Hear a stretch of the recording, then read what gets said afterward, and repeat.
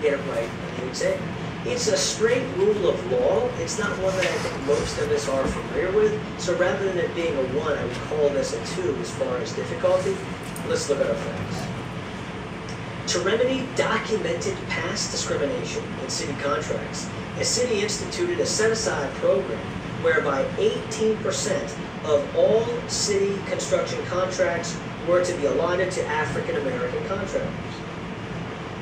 Go down a little bit, it says, Exarban Brothers, a long-established business, submitted the low bid on a lucrative parking lot project.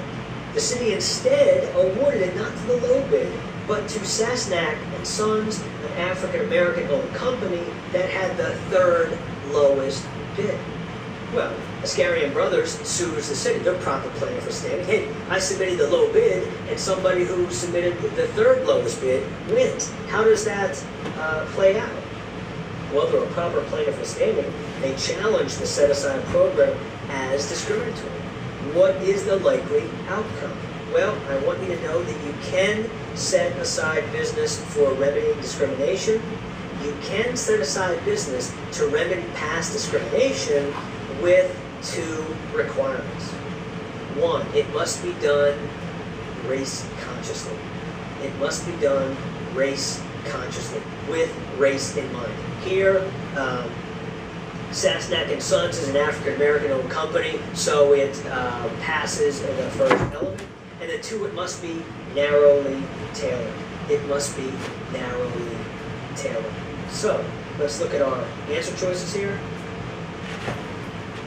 A says, Ascarian Brothers will prevail because the program is reverse discrimination. No, it can be valid if you have a race-conscious reason and it's narrowly tailored. Look at C. It says the city wins because it has documented past discrimination. Okay, so there is race-conscious, but it kind of fails because it doesn't talk about the narrowly tailored part. And D says the city will prevail because it has compelling interest in remedying past discrimination. C and D are both 1/2 of a whole, right? C and D together, we need a race-conscious reason, and it needs to be narrowly tailored. So as between C and D, neither one of them is